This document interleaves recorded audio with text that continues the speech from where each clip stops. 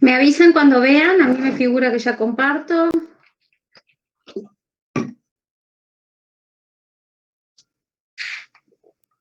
Ahí se ve, profe. Ahí se ve. Bueno. Que me voy a acomodar porque me acomodo acá. Estoy en el lugar de siempre. Bueno. La primer diapo, bueno, es como que les da la referencia de lo que era, bueno, un corte axial de cráneo, digamos, en lo que es en el año 1971, ¿no? Y bueno, de cómo fue, digamos, mejorando con el transcurrir de los años en lo que es la calidad de imagen. Bueno, ¿qué tenemos que saber básicamente de la tomografía? ¿Sí? Que la tomografía, bueno, va a ser otro método, digamos, de diagnóstico por imágenes, ¿sí? Que nos va a permitir, por medio de los soft que tiene, poder reconstruir, ¿sí? Hacer reconstrucciones multiplanares y reconstrucciones en 3D de las regiones corporales que hayamos estudiado, ¿sí? Nos va a permitir poder discriminar, analizar distintos tejidos, ¿sí? Desde el plano muscular hasta el óseo, que obviamente, bueno, posterior a eso, después van a haber otros métodos, digamos, que se van a especializar más en lo que sería en la región de tejidos blandos, ¿sí? Y bueno, todo esto lo vamos a hacer, digamos, a través de lo que es las densidades Hounsfield o las unidades de TC, ¿sí? Esas unidades de Hounsfield o unidades de TC nos ¿se acuerdan que iban a ser un número, ¿sí? Iba a ser una info alfanumérica que nos iba a hablar con respecto al contraste de la región o del tejido, ¿sí? Por el que se está, digamos, pasando, y eso nos va a dar, digamos, una determinada info, un valor, digamos, dentro de la unidad Hounsfield. Bueno, digamos, un estudio de cráneo básicamente va a arrancar, digamos, desde lo que sería la base de cráneo, ¿sí? Hasta lo que sería el extremo distal o cuando finaliza la calota. Los cortes en tomografía de cráneo pueden ser, bueno, desde 8 a 5 milímetros, eso va a depender después del protocolo que se vaya a usar, pero básicamente toda esta serie de cortes, ven que se va a cortar en lonjas, tienen que ser paralelos entre sí. La característica que tiene es que este paralelismo, digamos, del primer corte, esta línea que uno, digamos, programa, siempre va a ser paralela a lo que sería la línea básica órbito-meatal.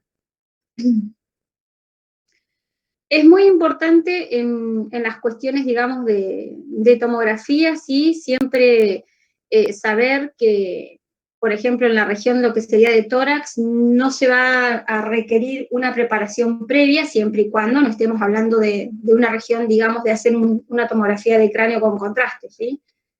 Inmovilizar al paciente con todos los elementos que tenemos nos es súper útil a fines de poder mantener la equidistancia, ¿sí? Del plano medio sagital, y también, digamos, como de brindarle un poco de seguridad al paciente, ¿sí?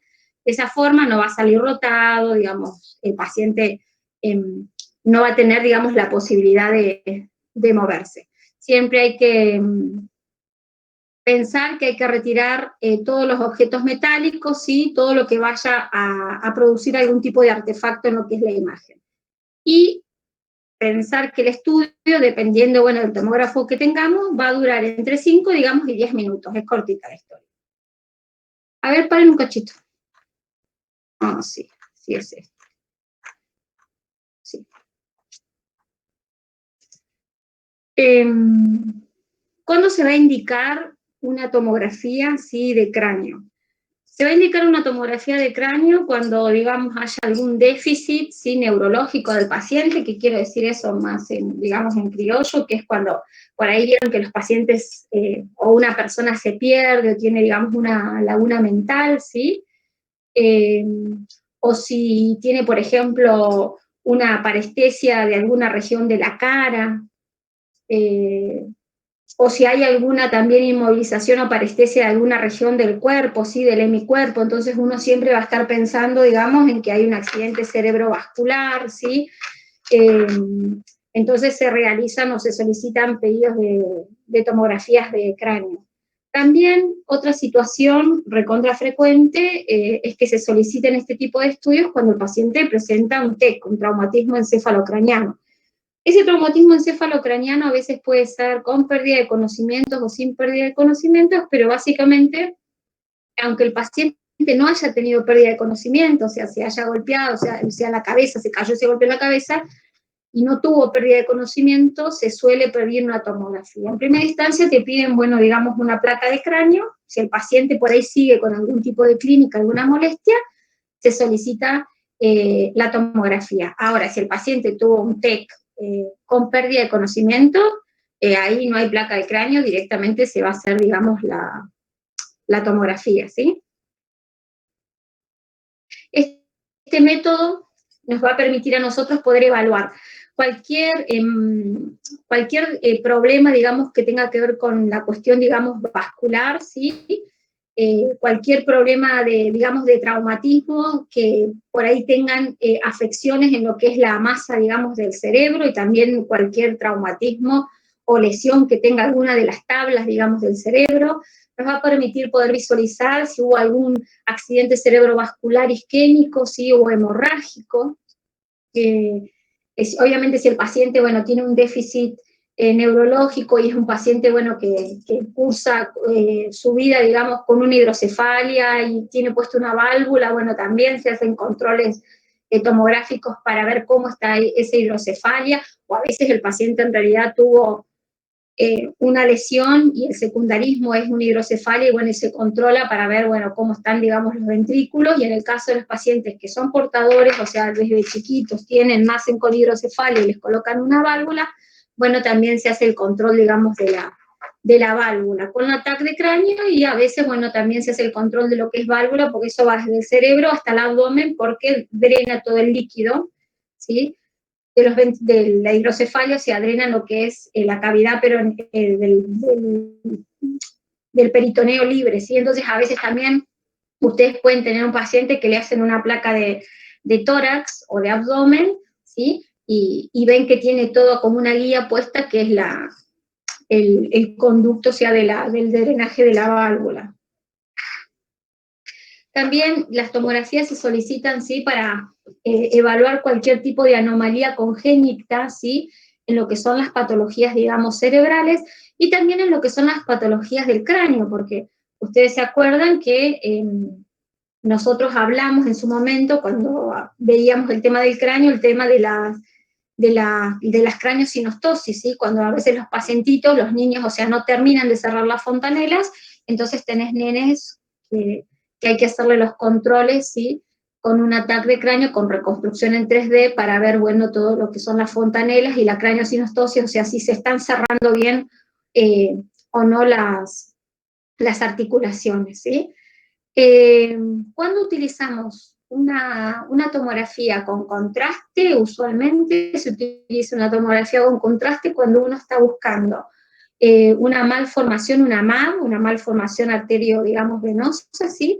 Cuando hay algún tipo de tumor, de lesión, obviamente uno no va y hace derecho la tomografía con contraste. Primero se hace sin contraste y después con contraste. Entonces, al encontrar una lesión, ¿sí? Dentro del parénquima cerebral, se aplica contraste para ver cómo se comporta esa lesión, si lo capta o si no lo capta.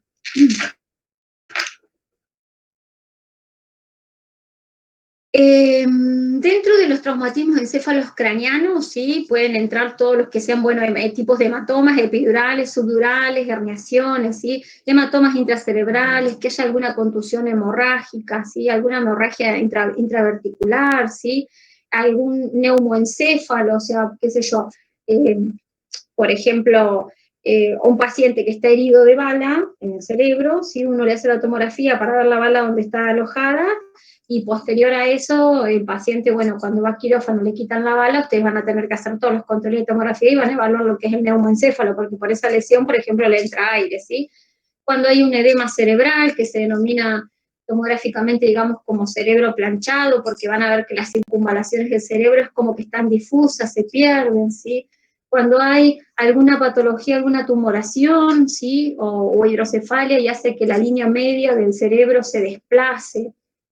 Digamos, todos estos van a ser por ahí no criterios, digamos, van a ser patologías o detalles que se van a poder visualizar o que hay que buscar, básicamente, cuando estamos ante un paciente que tuvo un traumatismo encefalocraneano, ¿sí? ¿Qué es lo que uno tiene que empezar a mirar? Ahí esta es la parte donde les digo que arrancamos por ahí, que hacemos una pasadita, si yo les muestro para que ustedes después, bueno, vayan y busquen en lo que es anatomía, ¿no? Tienen que aprender o hacer una refrescada, bueno, no sé si lo vieron o no, tienen que darse cuenta, bueno, por ejemplo, las capas del cuero cabelludo, o sea, tener una noción cuáles son y dónde están, ¿sí? Cuáles son los músculos de la cabeza, cuáles son los huesos que conforman, volver a ver el tema de los huesos del cráneo, ¿sí? Tenerlas ubicadas espacialmente para que las puedan después visualizar, ¿sí? Tener los conceptos de anatomía de todo lo que es el encéfalo, ¿sí? Cuando hablo de encéfalo hablo de toda la parte del cerebro, de todo el sistema ventricular, ¿sí? De toda la parte vascular, todo lo que es, bueno, cuando hablo de vascular también obviamente se habla del sistema arterial y del sistema venoso, ¿sí? Por eso es que hay que hacer un repaso, no solamente de la anatomía topográfica del cráneo, como hueso, de la anatomía descriptiva, digamos, de lo que es el cerebro y todos los órganos, ¿sí? O las partes en que, digamos, se divide el cerebro, y toda la parte de lo que es vascular, ¿sí? La parte, digamos, nerviosa, acá es como que no tiene injerencia, sí en resonancia, pero bueno, la parte vascular sí, chicos, entonces hay que ponerse otra vez en contacto con estos conceptos, ¿sí? Acá van a ver que, bueno, en esta diapo tienen una sigla, ¿sí? Para poder ver lo que son las capas, digamos, del cuero cabelludo y poder observar en este corte, bueno, poder identificar que esto es lo que yo necesito, o sea, que logren entender, bueno, qué relación hay entre las capas del cuero cabelludo, por ejemplo, y todo lo que es la tabla del hueso, ¿sí? También tienen que ver que con todo este tema que se les mencionaba anteriormente, de lo que son el cuero cabelludo, ¿sí? Lo que es la tabla, digamos, del hueso, y lo que es el parénquima, digamos, cerebral, o uno le importa, digamos, la descripción, ¿por qué? Porque dijimos que uno de los temas que uno buscaba cuando un paciente tiene un TEC, un traumatismo encefalocraneano, es ver si hay algún tipo de hematoma, ¿sí? Los hematomas pueden ser subdurales, ¿sí? O bueno, acá se lo llama subgaleal, pero bueno, yo estoy acostumbrada a hablar de hematoma epidural y hematoma subdural. El hematoma subdural es el hematoma que está por fuera de la tabla, ¿sí? Y que hace, digamos, como un chichón o a veces, digamos, como una forma de medialuna de banana, ¿sí?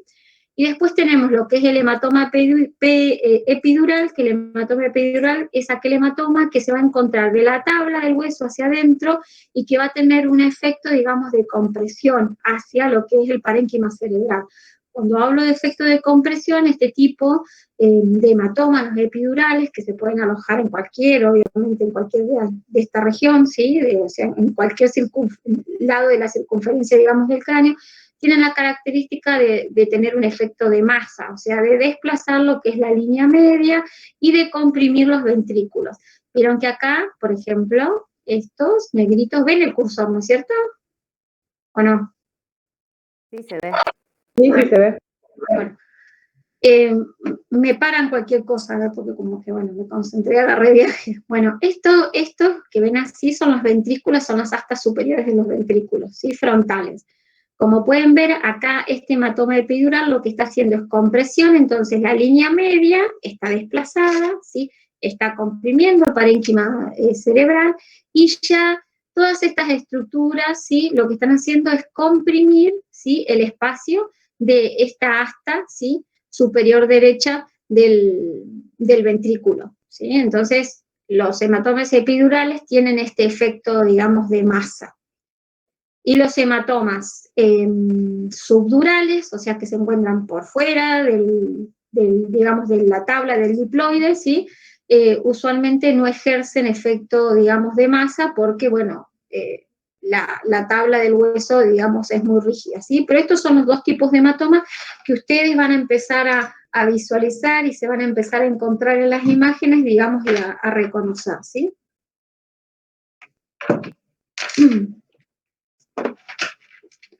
Bueno, dentro de los músculos de la cabeza, los que tienen que ubicar van a ser los músculos del hueso temporal, el occipito frontal, ¿sí?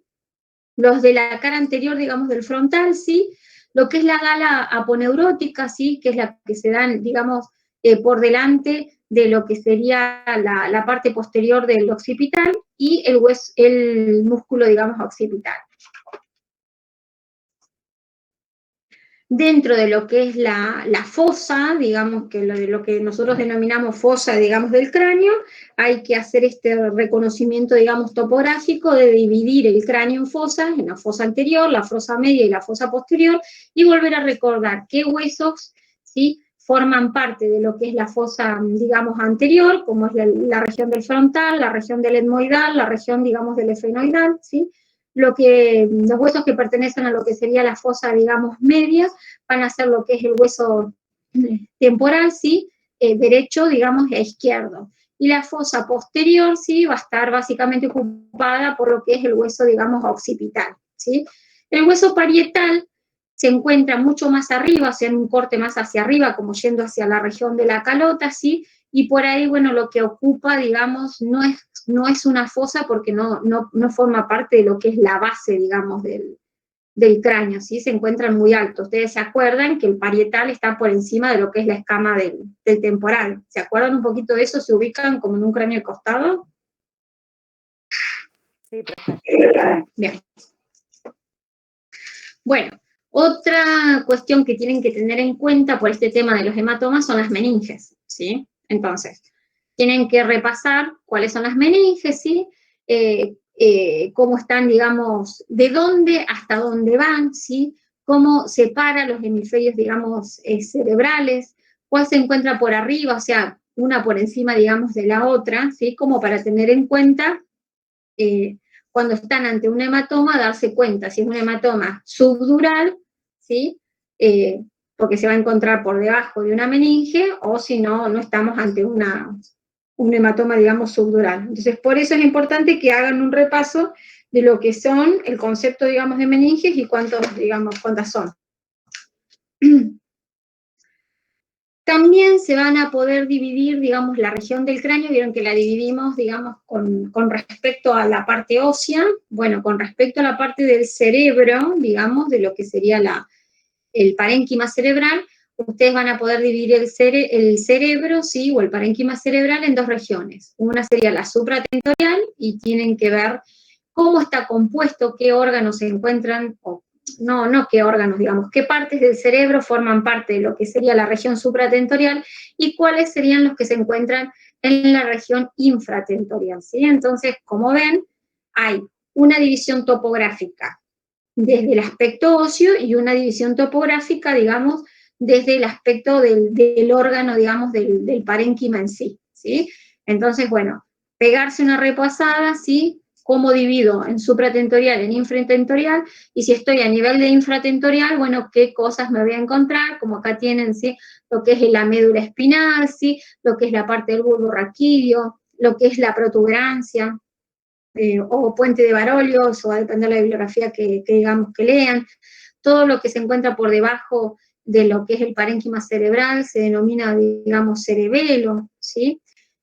por adelante del cerebelo van a encontrar lo que se denomina mesencéfalo, y por encima, ¿sí?, van a encontrar el diencéfalo, que va a estar por debajo de lo que serían el sistema, digamos, ventricular, ¿sí? Y toda la parte, digamos, desde la base hacia arriba se va a denominar, digamos, prosencéfalo, ¿sí?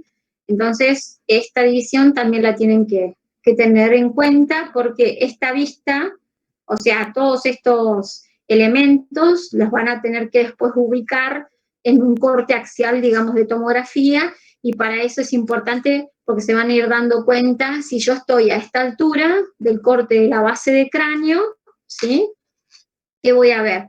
Voy a ver piso de órbita, voy a ver, voy a ver en la parte superior, digamos, de lo que sería el seno fenoidal, voy a poder obtener una imagen de la protuberancia, ¿sí?, voy a poder obtener un corte, digamos, del cerebelo, ¿sí? Voy a agarrar un pedazo, el extremo proximal, digamos, de lo que es el bulbo raquídeo. Por eso o sea, es importante que tengan esta división, porque depende de la altura que corten. Si corto acá en el primer corte, perdón, si el primer corte de tomografía está a esta altura, yo sé que voy a tener que localizar estos órganos. Si sigo y voy subiendo, bueno, entonces por eso es importante para que se puedan, digamos, como que ubicar geográficamente dentro de lo que es el parénquima cerebral. En esta diapo pueden ver lo que es una meninge, la dura madre, sí, en relación con respecto a lo que es el hueso parietal. Por eso, cuando hay un traumatismo, digamos, y ese traumatismo tiene como consecuencia una lesión, un hematoma epidural, ¿sí?, va a tener que ver, digamos, con una lesión que va a estar en contacto con la dura madre y el hueso parietal, ¿sí?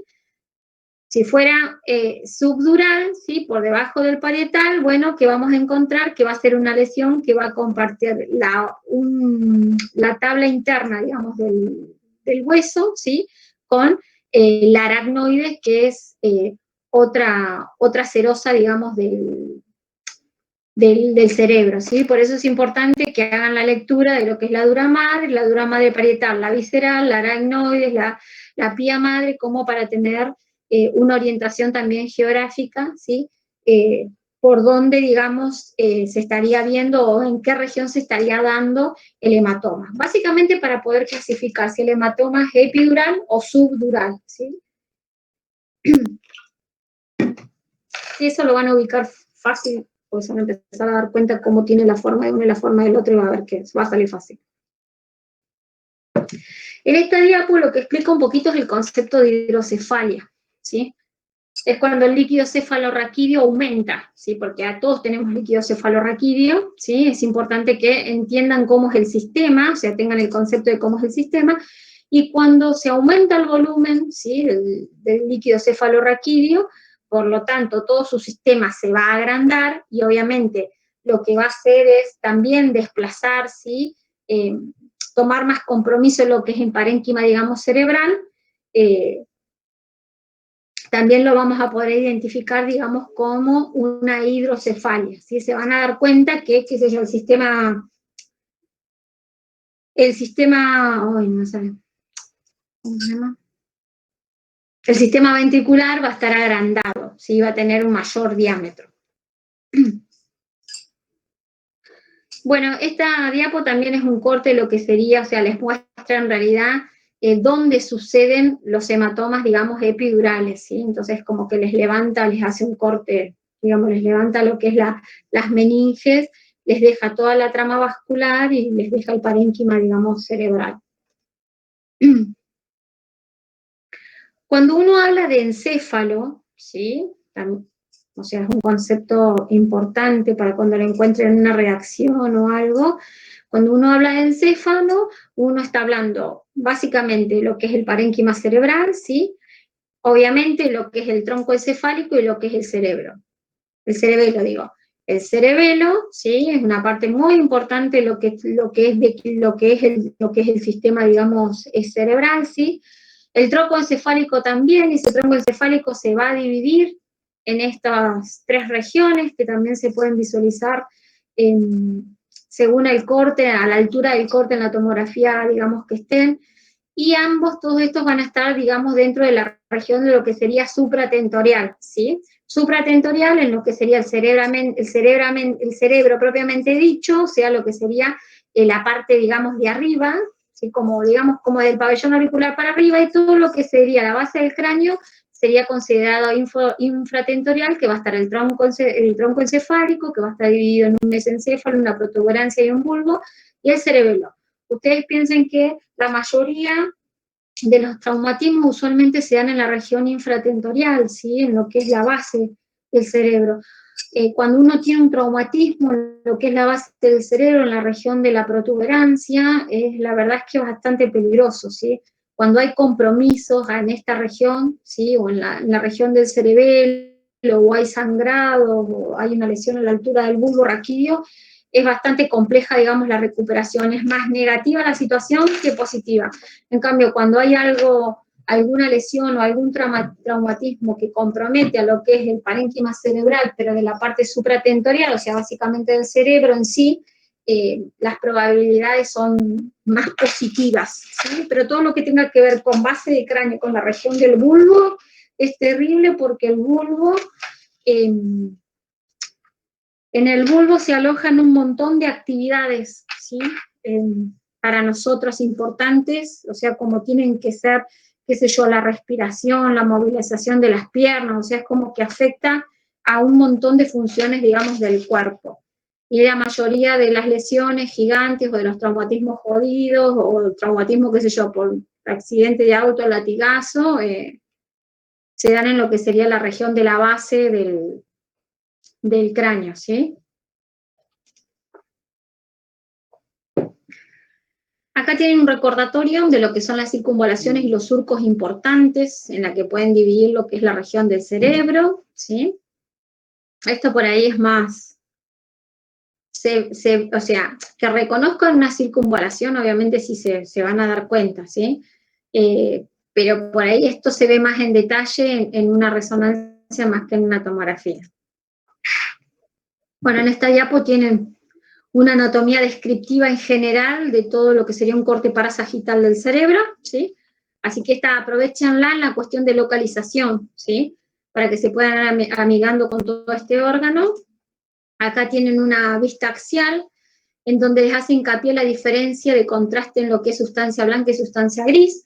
Sustancia blanca y sustancia gris también la van a visualizar en lo que es un corte axial tomográfico, ¿sí? El valle silviano, bueno, también, así que esta imagen les tiene que servir, ¿sí? Todo lo que es el sistema ventricular, las astas anteriores, las astas posteriores, tercer, cuarto ventrículo, ¿sí? Depende de la altura de corte en el que estén. Acá tienen lo que es la cuestión vascular. Esta también hay que hacer mucho hincapié, chicos, porque cuando ustedes hagan tomografía con contraste, empieza a jugar esto, ¿sí? Entonces hay que reconocer todo lo que es el polígono de Willis, ¿sí? Y cómo el polígono de Willis, bueno, se proyecta, ¿no? En lo que serían las cerebrales anteriores, la media y las posteriores, porque, bueno, toda esta cuestión vascular, digamos, se ve. Bueno, acá les hace, esta diapo trabaja lo que es la descripción de los territorios arteriales, ¿no? Porque una cuestión es contrastar la vía venosa, ¿sí? Y otra cuestión es contrastar la fase arterial. Ustedes piensen que cada vez que hacen una tomografía con contraste de cualquier región, siempre va a haber una fase arterial y una fase venosa. Entonces, es importante que también reconozcan cuáles son las áreas, digamos, de cada una. Acá seguimos con la cuestión, digamos, vascular, ¿sí? En un corte, digamos, coronal, este es un corte coronal del cerebro, ¿sí? Para que vean, bueno, cómo se siguen, digamos, distribuyendo. También, ¿por qué? Acá, no me quedo, acá. También, ¿por qué? Porque si ustedes hacen una angiotomografía, ¿sí? Porque el paciente tiene alguna trombosis, ¿sí? Venosa, tiene algún coágulo, digamos, en criollo, ustedes lo que van a poder hacer es, después de la aplicación del contraste y hacer todo el estudio, van a poder reconstruir toda esta parte, ¿sí? Arterial o venosa, ¿sí? Depende, pueden reconstruir las dos, Con la sustracción de imagen, sacándole todo el parénquima, les va a quedar todo el recorrido, digamos, arterial o venoso, lo que decían, digamos, reconstruir en 3D. Por eso, ¿por qué? Porque puede tener un coágulo acá, un ateroma acá, y todo esto está infartado porque no llega irrigación, ¿sí? Por eso es importante que reconozcan todo el recorrido. Bueno, acá tienen un corte, sí, también de la región del cerebro, un corte parasagital, ¿sí? Donde les muestra lo que es la cuestión venosa, ¿sí? Por eso está en azul. En la otra diapo les muestra lo que es el sistema ventricular, ¿sí? De líquido cefalorraquídeo, la forma que tiene y cómo se va a dividir y cómo ustedes lo van a ver desde una vista axial, desde acá arriba, ¿sí? Y cómo se prolonga hacia abajo, lo que es, qué regiones, digamos, o sea, o qué elementos de este sistema ventricular van a estar en la parte supratentorial y en la infratentorial, ¿sí? Por eso este tema de los ventrículos y que ustedes se puedan ubicar. Acá estamos con lo mismo, nada más que se le sumó estas cuestiones, digamos, de la cuestión, digamos, venosa, ¿sí? Para que vean cómo, bueno, cómo recorre todo. Las densidades dentro del área, digamos, de tomografía, ¿sí? O de las, acuérdense que esta escala de Hounsfield lo que nosotros nos daban eran el número de densidades o números de TC, van desde lo que sería el hueso compacto, ¿sí? O sea, va a tener una apertura, digamos, de ventana, hay que acordarse, ¿se acuerdan más o menos lo que era el concepto de ventana o me voy un poquito por ahí?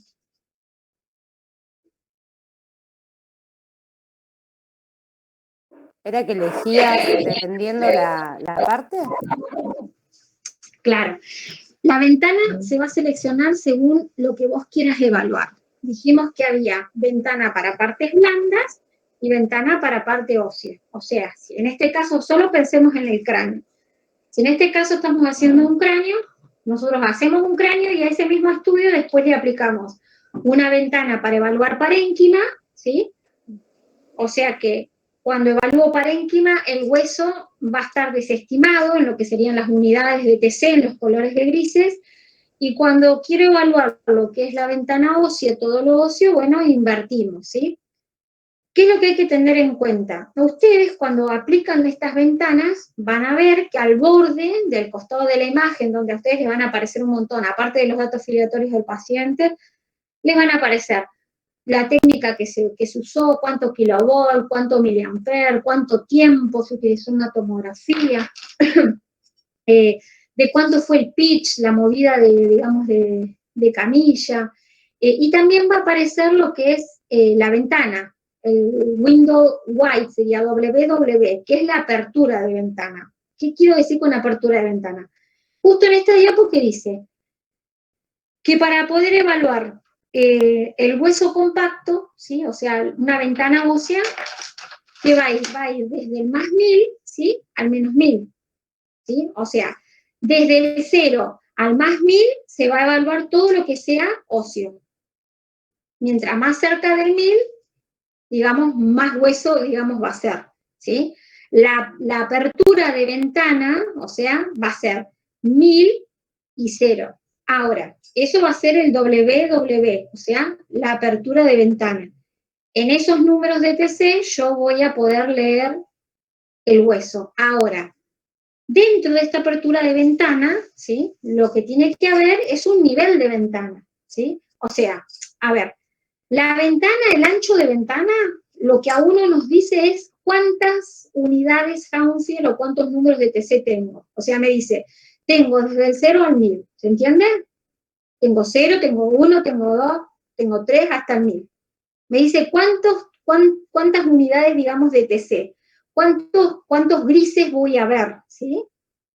Pero no me va a decir en qué región, digamos, estoy situada. Por eso yo voy a necesitar, ¿sí? El concepto de centro de ventana, ¿sí? O nivel de ventana medio.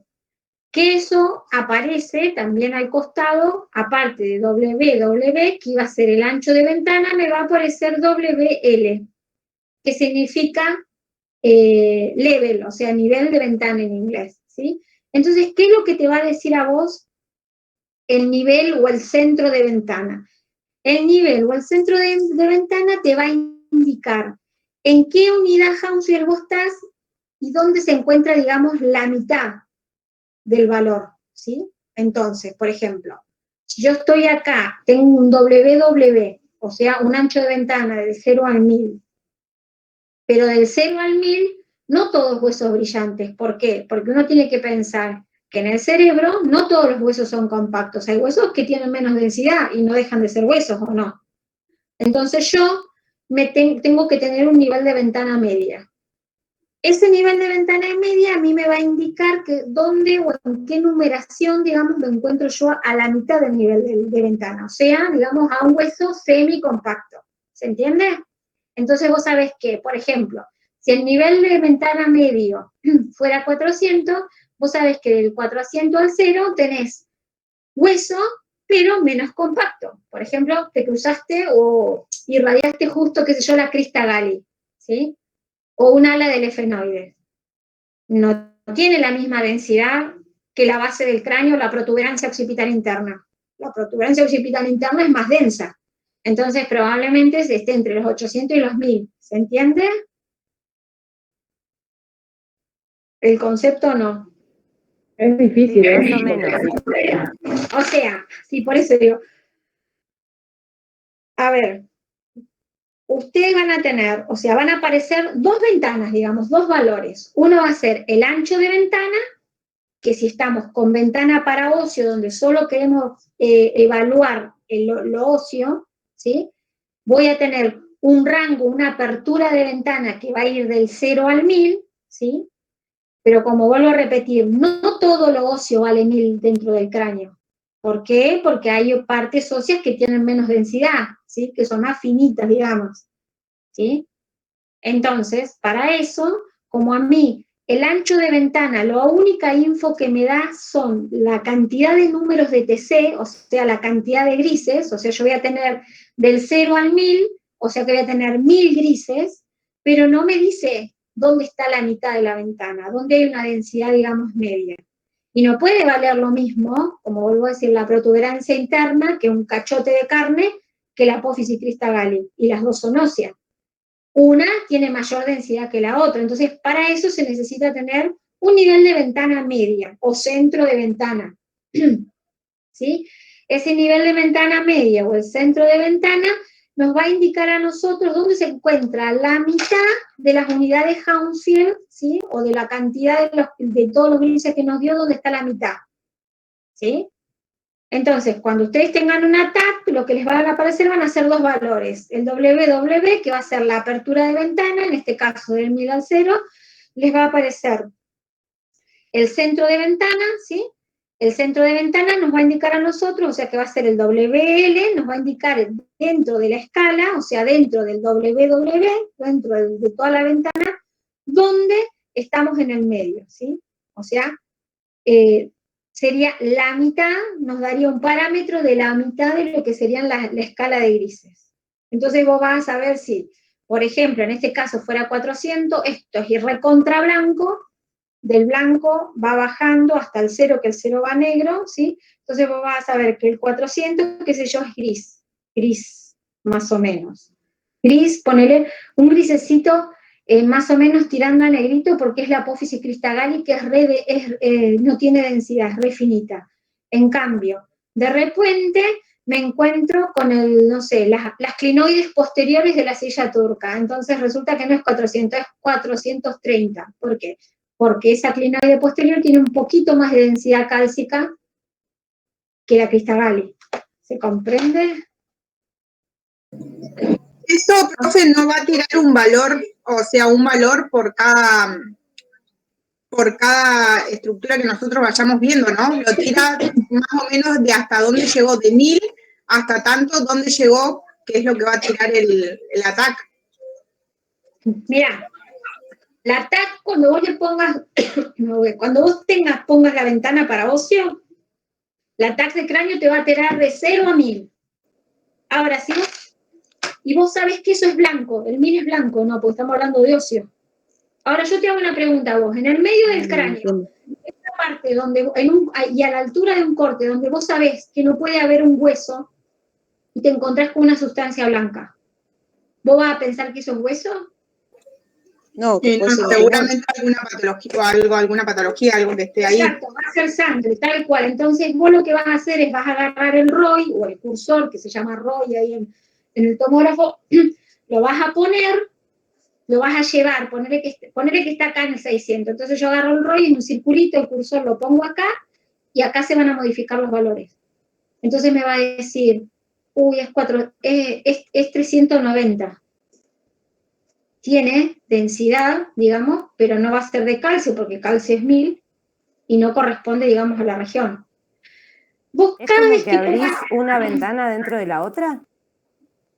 no, dentro de la apertura de ventana, no, Sí. dentro de esta apertura de ventana, del 1000 al 0, vos podés poner el ROI donde vos quieras y te va a ir dando las distintas densidades. Si yo pongo el ROI en la base del cráneo, en la protuberancia, me va a dar 1000 seguro. Ahora, si yo pongo el ROI en el peñasco, seguro que también me da 1000 o 900 y pico, porque el peñasco es terrible triángulo, cono de ¿cómo se llama? De calcio. Yo pongo el ROI en la tabla, no sé, del temporal, ¿entendés? Y no me va a dar 1000, me va a dar 600. Vos donde vayas poniendo el ROI, en la imagen que vos tengas, te va a ir largando la densidad. ¿Sí? Ahora Sí, sí. sí. Va a venir prefijado, lo que va a venir prefijado va a ser el ancho de ventana y el nivel medio de ventana. Eso ya viene prefijado, porque vos lo único que haces es elegir la ventana, ventanear, o sea, uy, a ver, yo me golpeé la cabeza, chicos, voy al servicio, ustedes me hacen una tomografía de cráneo, y vos me ves que yo tengo un chichón, te digo, no sé, me golpeé acá en la frente. Vos me haces la tomografía de cráneo, pero le vas a aplicar las dos ventanas, no vas a aplicarle nada más que la ósea. Tenés que hacer las dos evaluaciones, tenés que elegir la ventana para evaluar lo óseo, y después obviamente ese mismo estudio hay que aplicarle la ventana para evaluar parénquima. Porque capaz que yo me golpeé, no tengo nada óseo, pero el cerebro sí rebotó entre las paredes del hueso y tengo un hematoma, o tengo un edema. Entonces siempre se aplican las dos ventanas. Obviamente, cada ventana óseo de parénquima va a tener su nivel de ventana y su nivel medio. No es que ustedes la vayan a modificar, acuérdense que ya va a estar preestablecido, porque así vienen y te instalan los protocolos. Pero es importante que ustedes tengan el concepto de lo que es el ancho de ventana y lo que es el concepto del nivel medio de ventana. ¿Sí? O sea, el window level y el window wide. Claro, en ese caso, profe, si abrimos las dos ventanas, vendría a ser una va a alargar de 1000 a 0 y la otra de 0 a menos 1000. La Siempre ventana va a estar como preestablecido así. Claro, cuando vos hablas de la ventana de parénquima pulmonar, si el protocolo por la unidad de Hanfield de ese equipo te va a dar de menos, como vos decís, de 0 a menos 1000. Y dentro de ahí, obviamente, con todas las cosas que hay dentro del parénquima cerebral, qué sé yo, el núcleo caudado capaz que vale, ¿me entendés?, 300 unidades Hanfield. El cerebelo capaz que vale 400. Eso dentro de lo que es la ventana de parénquima, dentro del ancho de ventana para la ventana de parénquima, ¿sí? Y dentro de todo eso, ¿ustedes qué van a hacer? Ustedes van a saber que la sangre vale 12. Si la sangre vale 12, ¿cómo se comporta en colores para nosotros? Sí, en un café gris oscuro, o sea, un gris más... Va para el negrito. No, ¿por qué va para negrito? Si el blanco, el hueso va del 0 al 1000. Se va aclarando, como tirando Eso, más vos claro. tirás de acá, se va a poner como un gris más oscurito, vendría a ser, no un gris tan claro. Va a ser blanca. Es tirando a blanco. No blanco como el hueso, pero tirando a blanco. Ay, no entendí esa parte.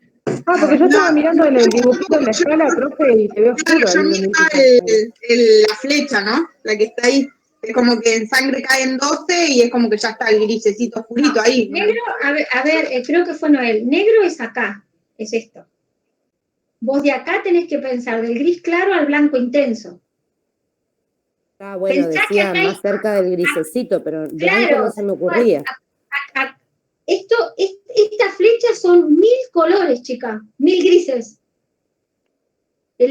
El ancho de ventana te da la cantidad de números de TC, o sea, la cantidad de números de grises. De acá a acá hay 1000 grises. Por eso esa dificultad que uno tiene, porque el ojo humano no ve 1000 grises. Por eso uno tiene que tener idea de lo que es las unidades de TC. Entonces, acá negro no está, esto es negro. Esto es negro, esto no es negro. No va a ser negro. Va a ser un gris tirando para blanco. Pero ustedes vean que cuando vean un corte de cerebro, ¿sí? A cualquier altura, si hay una hemorragia, la sangre se va a comportar blanca. Se va a aproximar a esto, no a esto, porque tiene 12, no tiene menos 12. De 0 a 12 hay una banda de grises, por eso les digo, piensen que de acá a acá hay 1000 tipos de grises. ¿Sí? O sea, ahora no lo ven porque no tienen el ojo educado, pero después van a ver que sí. Entonces ustedes van a ver que la sustancia blanca nunca la van a confundir con sangre, ¿sí? O nunca van a confundir la sustancia blanca o la sustancia gris propia del cerebro, no la van a confundir con hueso, porque van a ver que es extremadamente diferente, groseramente diferente.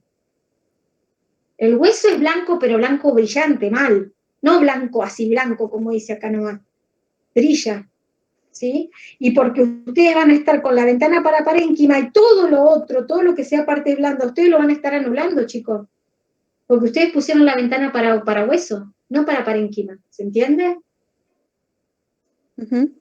Solo va a resaltar el hueso. Entonces, si hay algo que tiene tanta intensidad como el hueso, parecido al hueso, va a ser, y ustedes saben que no está dentro de una región donde haya hueso, se van a dar cuenta que están ante una imagen patológica. Porque ustedes todos los otros colores los anularon, porque no están con ventana para ver parénquima.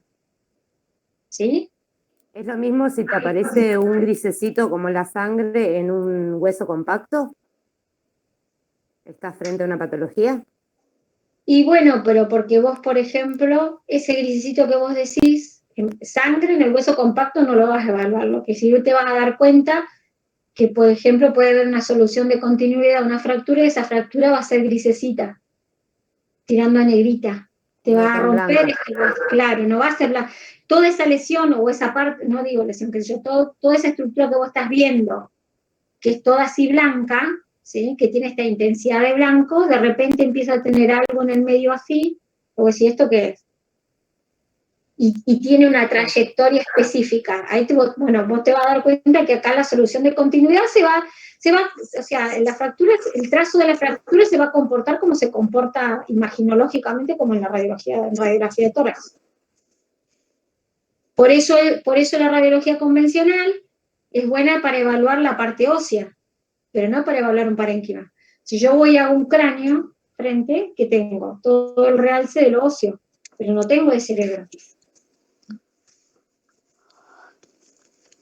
¿Sí? ¿Sí o no? Igual nos va a mostrar imágenes, ¿no? Sí. Eso después que... Sí, entiendo por qué. ¿Cómo? No, que de mi parte sí, yo entiendo un poquito más o menos a lo que va. Bueno, por eso, es esta cuestión física, hay que volver para atrás entonces con los números de TC y hay que trabajar el concepto de ventana. Después, la educación del ojo es como hicieron con radiología convencional. Como aprendieron a ver una placa de tórax o de pie, qué sé yo, tienen que aprender a ver lo que es una tomografía de cada región del cuerpo. ¿Sí? Y para eso hay que tener clara toda esta anatomía y hay que tener clara la escala de Hounsfield, las unidades de TC. Entonces, lo que tienen que tener claro es que del 0 al 1000, ¿sí? Es desde la sangre para arriba, o sea, desde el grisecito hacia el blanco extremo, a lo brillante, ¿sí? Y del 0, digamos, o del menos 200 en realidad, o menos 100 para abajo, va a tener que ver con estructuras que estén compuestas, digamos, de lo que sería grasa y agua, o sea, tejido y agua, ¿sí?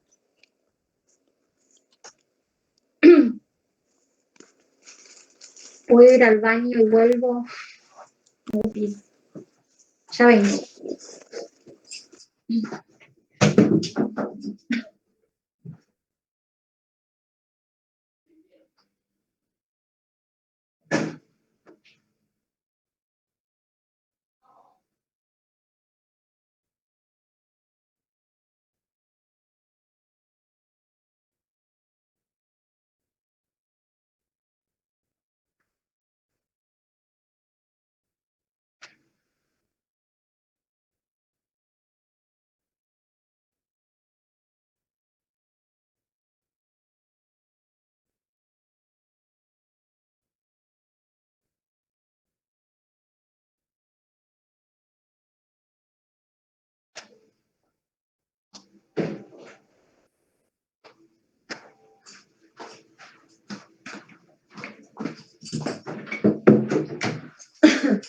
Bueno, entonces hay que tener claro lo que es el concepto de ventana, de ancho de ventana, digamos, y de nivel de ventana, ¿sí?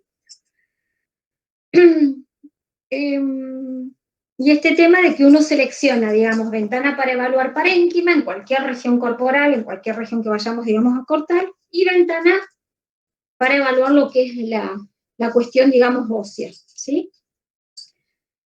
En tomografía, vamos a trabajar, digamos, con 3 planos, ¿sí?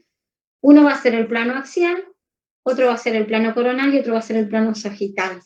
También para volver atrás y volver a poner en fresco, digamos. Ahí corto.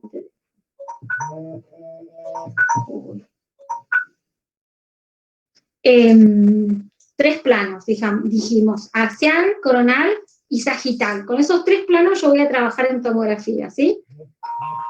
Esos 3 planos obviamente nos dan un eje. Vamos a tener un eje que va a ser cráneo-caudal, o sea, una línea media que conserva el concepto de que, o sea, que une lo que es la región craneal de la caudal. Sigo teniendo en cuenta eso, qué concepto es craneal y qué es caudal, porque de esa forma uno ingresa al paciente al tomógrafo, al gantry, si a la dona entras, en sentido cráneo-caudal o en sentido caudo-craneal, ¿sí? Por eso hay que tener en claro ese concepto. También hay que tener en concepto lo que es el eje, digamos, lateromedial, ¿sí? Cuando va desde la mitad del plano medio sagital hacia un lateral, hacia externo, y cuando va desde externo, o sea, de látero a medial y de medio a lateral, ¿sí? Es como la trayectoria del rayo, en vez de decir perfil, digamos, ¿sí? Y también trabajamos con otro eje que tiene que ver con el tema de cómo nos divide, digamos, en anterior o en posterior, o también pueden encontrar que en vez de hablar de que la incidencia de la tomografía es en anterior hacia posterior, pueden también ver que pueden decir que es de ventral a dorsal, ¿sí? ¿Estamos ahí o no estamos? Sí, profe, esto va a tener que ver con los cortes. ¿Con qué corazón? Esto va a tener que ver con los cortes. Claro, esto, por eso te digo, toda esta sumatoria de lenguaje tiene que ver con los cortes, ¿sí? Por eso, volver a repasar cuáles son los planos, cuáles son los ejes, que en TAC trabajamos con 3 ejes, con 3 planos, digamos, axial, coronal y sagital, que va a haber un eje o un sentido, si le quieres decir, por ahí nosotros en radiología convencional le llamamos sentido por cómo trasciende, digamos, el rayo, que va a ser de cráneo caudal a caudo craneal, que tiene que ver cómo ingresa el paciente. Yo puedo hacer un cráneo en el tomógrafo y tiene sentido, ¿sí? Cráneo caudal. Vas a otro servicio y el paciente lo ingresan, digamos, al revés. En vez de entrar al tomógrafo, entrar por la dona, por el gantry, sale para hacerse el estudio, ¿sí? Por eso este tema de entender lo que es craneal y de lo que es caudal. Y el tema este de entender lo que es de lateral medial y de medio lateral, desde el plano sagital medio hacia afuera, o si no, de lateral medio es de afuera, del costado, hacia el plano medio sagital, ¿sí? Y también el tema de anterior y posterior, o de ventral y dorsal. ¿Estamos? Sí. Sí, profe. Bueno, esos ejes que vimos aquella vez, ¿se acuerdan, digamos, al principio? ¿Sí? lo que van a hacer va a ser conformarnos, digamos, los planos. Con esos planos nosotros vamos a hacer las construcciones de imágenes, entonces vamos a trabajar con el plano coronal, el plano coronal, ¿se acuerdan que nos iba a dividir el cuerpo en anterior y posterior, o no? El plano sagital nos iba a dividir el cuerpo en derecha o izquierda, ¿sí? En una mitad y en la otra, y el plano axial, ¿sí? Nos va a dividir el cuerpo en lo que es superior e inferior. ¿Estamos? Sí. Bueno, fantástico. Entonces, una vez que tuvimos en cuenta que trabajamos, digamos, con estos planos, vamos a hacer hincapié en lo que es el trato y la preparación, digamos, al paciente. Siempre les mencioné con respecto a la tomografía, siempre hay que estar atento al paciente. ¿Por qué atento al paciente? No solamente cuando trabajo con contraste, ¿sí? Sino porque el paciente se va a encontrar en una sala sola. Y ustedes van a estar detrás de una puerta y una ventana, pero del otro lado, no es como en radiología convencional, que ustedes se mantienen dentro de la misma sala y que solamente están detrás de un búnker, ¿sí? En tomografía es como que el paciente se queda solo del otro lado de la sala. Entonces siempre tengo que estar atento al paciente, siempre lo tengo que estar mirando. Por eso les comentaba de que tienen ventanas grandes de vidrio plomado, porque ustedes siempre van a estar mirándolo, digamos, al paciente. Este tipo de estudios, las tomografías, son estudios rápidos, por eso les mencionaba que duran de 5 a 10 minutos, son prácticas que se hacen a los pacientes ambulatorios, con mayor, digamos, cantidad, a los pacientes, bueno, obviamente también internados, que es re importante que apliquemos, digamos, que seamos estructurados, lo que siempre hago hincapié, este tema de aplicar las normas de calidad de un servicio.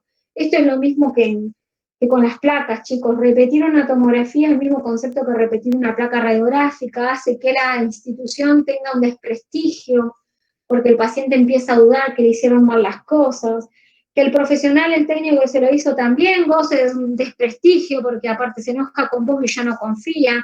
Por más que vos lo vuelvas a citar y hagas el mismo estudio, es como que la gente queda dudando, y bueno, todo eso, vieron que empiezan a hablar, bla, bla, bla. Entonces empezás con el tema de la desconfianza, ¿sí?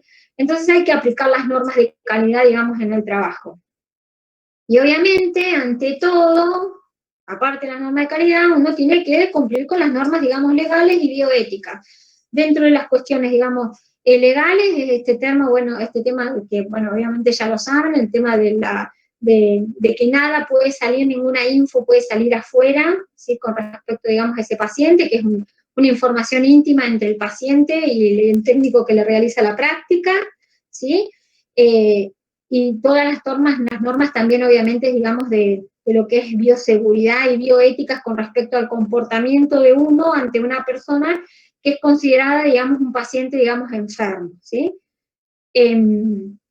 También hay que tener en cuenta, como en cualquier, digamos, estudio contrastado, si ustedes van a hacer una tomografía contrastada, tanto sea un adulto o un niño, porque ambas partes, o sea, pueden recibir un estudio, digamos, contrastado, hay que siempre acordarse que el paciente debe tener entre 6 y 8 horas de ayuno, eso va a depender, bueno, de la institución en la que trabajen, ¿sí? En el caso de los nenes que son menores de 8 años, que bueno, que tienen hambre, que cuesta la historia, digamos, por ahí se pueden hacer 6 horas de ayuno, ¿sí? Para la aplicación, digamos, del contraste, o a veces no es la aplicación del contraste, a veces es una tomografía sin contraste, pero el paciente necesita sedación, porque es un niño y no se queda quieto, o porque es un paciente grande y tiene ansiedad, digamos, y tiene miedo, ¿sí? Siempre, cada vez que uno va a recibir, digamos, un paciente para hacerlo ingresar a la sala de tomografía, hay que verificar la identidad del paciente, ¿sí? O sea, yo tengo una orden, llamo Pepito Flores y usted es Pepito Flores otra vez, porque acuérdense, como en todo hay error humano, que a veces fichan a otro paciente y te dan a vos, te lo fichan, digamos, dentro del área de TAC y ese paciente en realidad necesitaba hacerse radiología convencional, se cometen ese tipo de errores y por ahí uno termina haciéndole un estudio a un paciente que no estaba para eso, o también pasa que se confundieron, no interpretaron bien la letra del médico y en vez de poner que era una tomografía de cráneo, pusieron que era de tórax y vos le haces una tomografía de tórax y era una tomografía de cráneo que necesitaba el paciente. Entonces siempre hay que verificar, ¿sí? Y verificar bien el tema del pedido médico, ¿sí?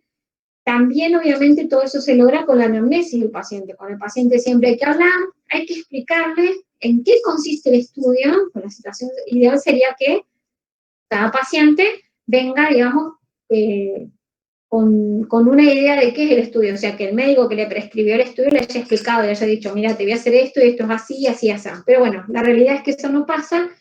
Por eso es importante explicarle al paciente lo que se le va a hacer, cómo es el estudio, cuánto tiempo, digamos, dura,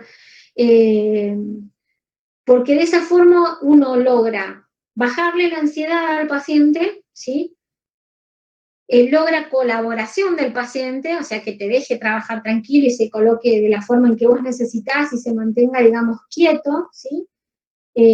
También evaluar, darte cuenta si esa persona o si esa paciente está en una edad fértil, si hay alguna sospecha, digamos, de embarazo, ver el tema de todas las patologías de base. Recuerden que si van a trabajar con contraste hay que ver si ese paciente está bien con la función renal, con los niveles de creatinina. Supuestamente tiene que venir con un laboratorio, que todos ustedes se lo van a remitir al médico con el que estén trabajando. Si tiene diabetes, si es un paciente, qué sé yo, cardiológico, siempre que encuentren algo, digamos, como medio extraño, todo eso va a remitirse, digamos, al médico radiólogo antes de comenzar, digamos, con el estudio, ¿sí? Cualquier complicación, tanto con respecto a las patologías o con que el paciente no quiera alguna cosa, bueno, hay que remitirse al médico, ¿sí? Y posterior a todo esto, lo que siempre hay que solicitar es el tema del consentimiento informado. No vamos a volver a abordar qué es lo que es el consentimiento informado, pero es importante pedirle el consentimiento informado, digamos, y que esté firmado, ¿sí? De esta forma uno baja las ansiedades del paciente y los miedos, ¿sí? Y hace que el paciente colabore.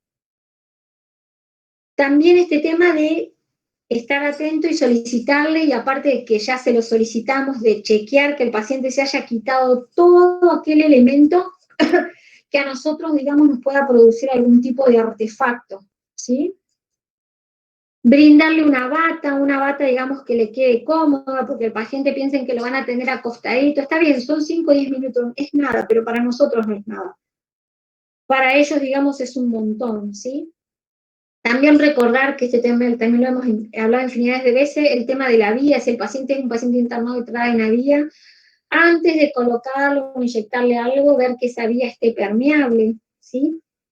Y siempre, obviamente, observar al paciente mientras está realizando el estudio, sea o no sea con contraste, mientras el paciente está en el medio de la adquisición, digamos que en el medio del estudio, uno lo tiene que estar, digamos, mirando, ¿sí? Es importante trabajar con el paciente centrado, y en toda esta tomografía también es importante trabajar con los elementos de protección personal. ¿Qué quiero decir? En el caso del cráneo, como el tomógrafo, el gantry, tiene unas luces láser, con esas luces láser ustedes pueden ubicar al paciente, o sea, pueden ubicar la región a trabajar, trazar los planos, que todos estén equidistantes. Es importante que el paciente cierre los ojos, ¿sí? Que no esté mirando, digamos, el láser. Pueden usar el collar para protección tiroidea, ¿sí? Pueden colocarle un chaleco plomado encima al paciente para poder cuidarlo, ¿sí? O sea, no me olvido el tema de la protección con respecto a la radiación cuando estoy haciendo, digamos, tomografías. En resumen, sí. No me acuerdo si lo habías dicho esto, pero en el caso de que tengas sospecha de que está embarazada la persona, ¿cómo, o sea, qué haces?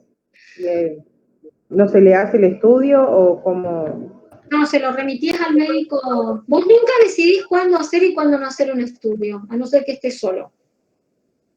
Ajá. No debería jamás en tomografía estar solo, pero sabemos que la realidad no es así. Si hay sospecha de embarazo, te remitís al médico. El médico radiólogo verá, charlará con ella, bueno, le pedirá el Gravindex, ¿sí? Se recitará, o sea, en un lugar con criterio lo que se hace es pedirle, bueno, no, mira, no estás segura, se hace el Gravindex, y cuando vengas con el Gravindex negativo te hacemos el estudio. Así debería ser.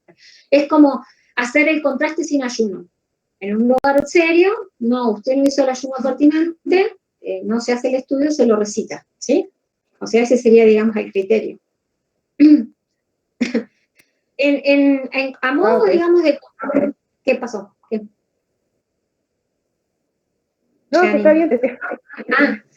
Bueno, a modo, digamos, de conclusión, hay que explicar cómo se le realiza el estudio al paciente, ¿sí? Cuánto dura el estudio, ¿sí? Explicar cuáles son los efectos que tiene el estudio, sea o no sea con contraste, y si es con contraste mejor, ¿sí? Para que el paciente, digamos, no se asuste, ¿sí? Explicarle o pedirle básicamente qué es lo que uno espera de ellos, qué es lo que uno espera, que se quede quietito y mantenga la posición, o sea, eso, pero bueno, es importante que el paciente lo entienda, ¿sí? Que se sienta responsable de que una parte del estudio depende, digamos, de él, ¿sí? Y también informarle cuáles son los cuidados posteriores al estudio, en el caso del contraste. En el caso del contraste, bueno, es siempre tomar mucha agua para eliminar, ¿sí? Entonces, esos 5 ítems, no sé si son 5 o 4, son importantes, ¿sí? ¿Cómo? ¿Cuánto tarda? ¿Qué efectos secundarios, digamos, o colaterales tiene? ¿Qué es lo que uno espera del paciente? ¿Y cuáles son los cuidados posteriores a la realización del estudio? ¿Sí? Eso tiene que ser, digamos, como premisa importante en la recepción del paciente. Posterior a esto, por ejemplo, cuando uno va a hacer estudios, el tomógrafo tiene distintos tipos de inmovilizadores, ¿sí? O sea, de almohaditas, de velcros, ¿sí? Suplementos, lo que nosotros por ahí denominamos suplementos en radiología convencional, ¿sí?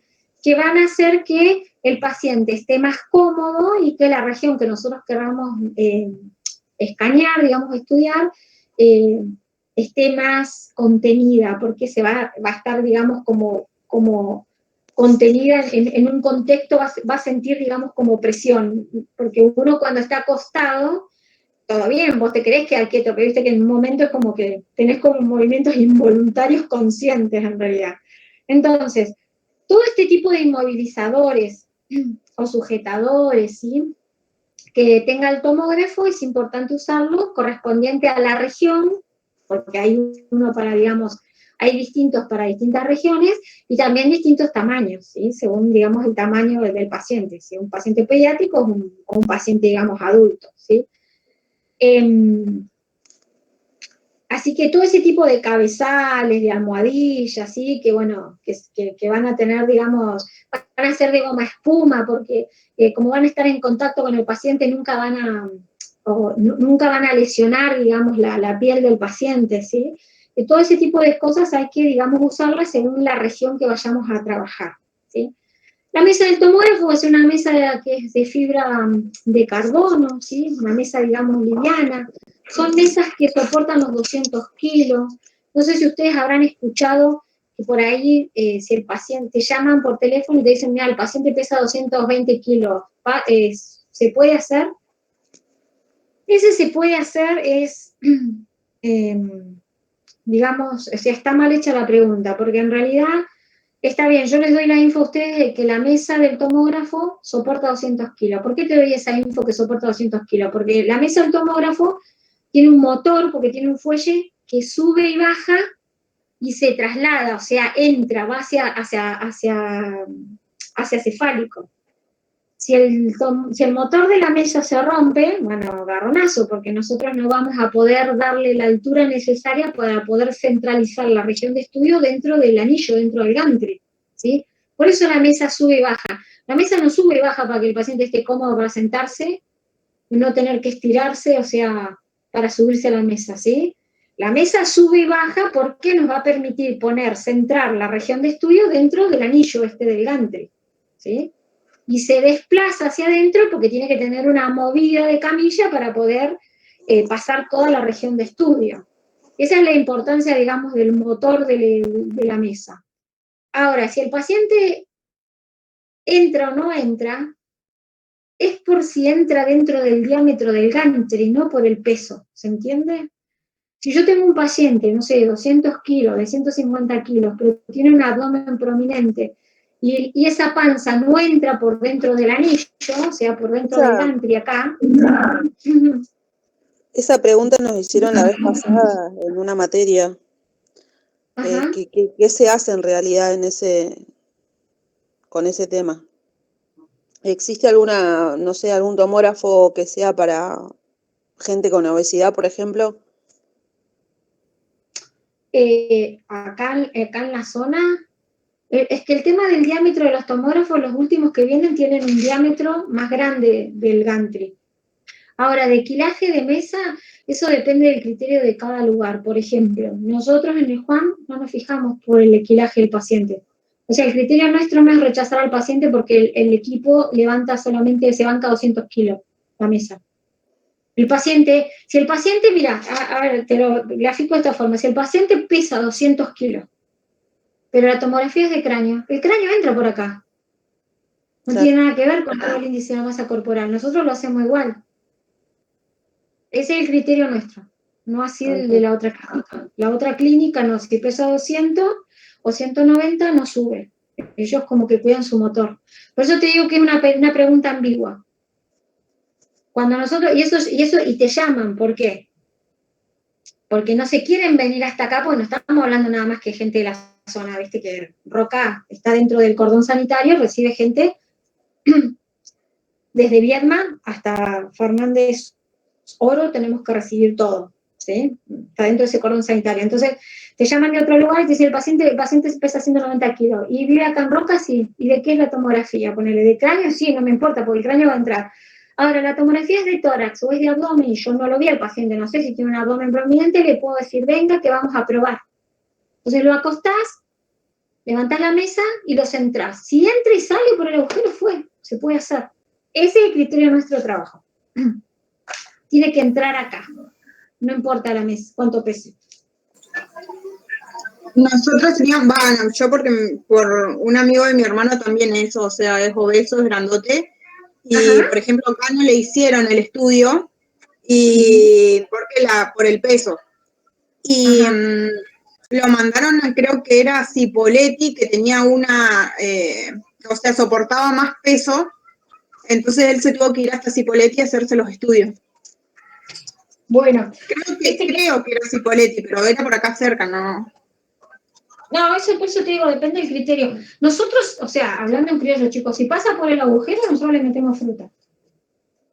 Pero por eso se le aclara al paciente si quiere venir a probar. Si nos dicen que es cráneo y es cuello, o cervical, está todo bien, entra. Si es pierna, si es tobillo, si es pie, porque vos haces tomografía, si es muñeca, haces tomografía de todo eso.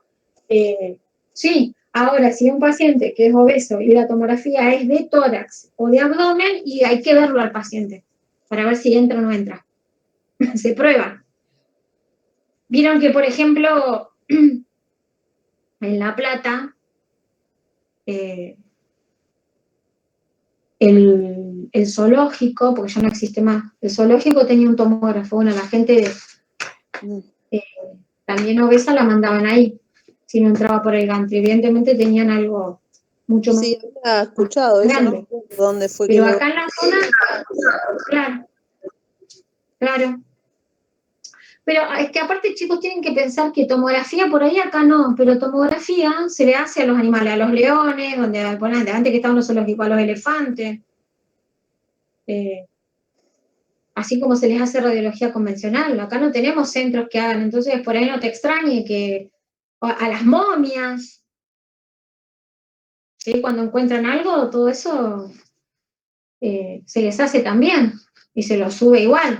Pero ya te digo, por eso es una pregunta medio ambigua. Para nosotros, yo hablo de la forma de trabajo nuestra, ¿no? Para nosotros el concepto de si entra por el gantry y listo, fue. Si a mí me permite centralizar, o sea, la región del estudio va a estar acá en el medio, listo, yo lo paso. Porque va a entrar y va a salir, si a mí me importa esto nada más. Ahora, si es el abdomen y un abdomen re grande y me queda acá arriba, entra como justito. La macana de eso es que el FOG, que se denomina, o sea, el campo ¿sí? La matriz de imagen, el campo que hay, no me va a dar para estudiar, porque voy a perder todo lo que es los costados. Cuando uno estudia, qué sé yo, el abdomen, vos nada más no colimás y haces foco, tenés un foro, un filo, un campo de visión, nada más que para ver, qué sé yo, el estómago, el hígado, no, también ves lo que son tejidos blandos, porque capaz que tiene alguna lesión o un enfisema subcutáneo, no dejás afuera lo que es la parte blanda, ¿me entendés? O sea, siempre trabajas con un poquito más de rango abierto. Y cuando vos metés una región que te quedas acá en el borde, acá en el borde y acá en el borde, y bueno, obviamente todo lo externo lo perdés, entonces como que no tiene sentido. Porque la matriz de imagen no te da el campo de visión. Y de esa forma el estudio queda cortado. O sea que no es un estudio, digamos, ideal. ¿Sí? Entonces, como que el criterio tiene que ser el centraje, digamos, o sea, en la clínica, en el sanatorio, el criterio en el servicio, en la fundación, perdón, porque no somos sanatorio. En la fundación para nosotros el criterio es el centraje, que lo que yo vaya a estudiar me tenga que pasar por acá en el medio. No es el quilaje y lo que me da la mesa, es el centraje. Que la región a estudiar me quede en el medio, yo puedo evaluarla bien, ¿sí? Ese va a ser, digamos, el punto de partida para nosotros despachar o no despachar, digamos, un paciente, hacerlo o no hacerlo. Este tema también de esto de mirar continuamente al paciente, se haga o no se haga un contraste, ¿te acuerdas que yo también les mencionaba que estaban los altavoces o megáfonos, que les pueden llamar? De manera tal que ustedes lo tienen activado, el que tiene el gráfico de una orejita, de un pabellón auricular, si ustedes activan eso, ustedes escuchan todo lo que pasa en la sala. O sea, si el paciente hace guau, ustedes lo escuchan. Todo escuchan, ¿sí? Y por el otro lado, del lado contralateral, van a tener un botoncito que tiene, si hay un parlante, que si ustedes lo activan, se escucha lo que dicen ustedes y todos los que están con ustedes ahí en la sala de operaciones donde ustedes cargan al paciente. Entonces, el de la orejita, ¿sí? El megáfono, digamos, activado, siempre tiene que estar de manera tal que uno no solamente lo está mirando, sino que está escuchando si se queja, si pasa algo.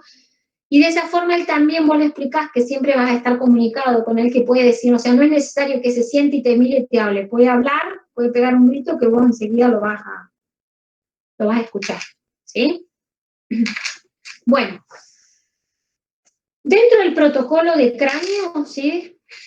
Se va a poder evaluar lo que es la región del cerebro, ¿sí? Lo que es la región de los senos paranasales, lo que es la región de la silla turca, lo que es la región de la órbita, y se va a poder hacer tomografías de oído. O sea, todas las estructuras que van a estar dentro de la región del cerebro, y van a haber protocolos distintos para cada uno. Cuando hablo de protocolos distintos para cada uno, es porque cada uno se va a cortar con una movida de camilla y un espesor de corte, de lonja de corte, digamos, distinto, ¿sí? No se corta todo igual. En posición seguro que sí, más o menos sí, pero en protocolos, digamos, de estudio, cada uno va a tener una distinta, digamos, medida. Básicamente lo que se va a hacer es colocar al paciente en decúbito dorsal, ¿sí? El paciente se va a acostar, va a estar con ropa, solo vamos a hablar de cráneo, va a estar con ropa. Lo que se va a hacer es a quitarse todo tipo de villitas invisibles, hay que hacer hincapié, ¿sí? Aritos, ¿sí? Si tienen audífonos, el paciente también se saca los audífonos, ¿sí? Se le pide que se acueste boca arriba, se puede quedar con calzado si quiere o no, depende de cada, qué sé yo, servicio. Usualmente las mesas, la camilla en realidad está cubierta como con un plástico transparente, grueso, que se saca o tiene la posibilidad, digamos, de limpiarse, ¿sí?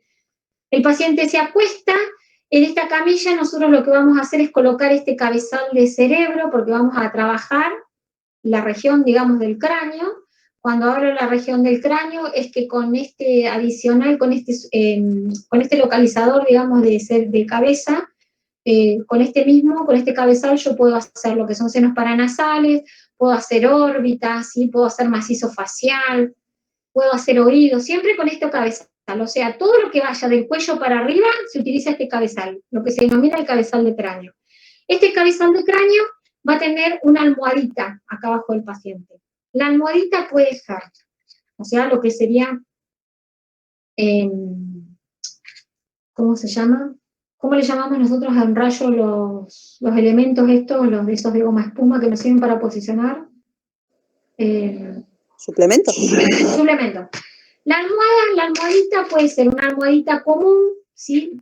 Planita, que va a tener la forma de cabezal, o sea, de esta forma así, o podés, si vos querés, utilizar una almohadita que es tipo suplemento, que va a ser con una forma de triángulo, o sea, la parte más gorda va a quedar a la altura acá de la calota, y la parte más baja quedaría lo que es la región de la base del cráneo. Entonces, cuando el paciente se acuesta, automáticamente, por usar ese tipo de almohada, tipo triángulo, que es más alta, acá arriba, más baja acá, lo que hace es bajar el mentón, ¿sí? Al bajar el mentón, la línea básica orbitomeatal te la deja perpendicular, ¿sí? Si vos usás la otra almohadita, la que no tiene espesor, que la podés usar si vos tenés ganas, sí o sí le vas a tener que pedir al paciente que baje el mentón.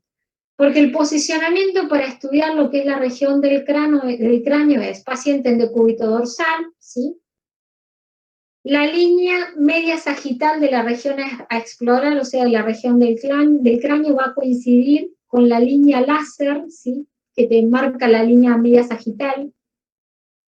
De esa forma, este láser, que obviamente acá en la botonera uno lo va a prender la lucecita, pero esas lucecitas son láseres, no son lucecitas como las del colimador, por eso esta cuestión de que tiene que cerrar los ojos, ¿sí?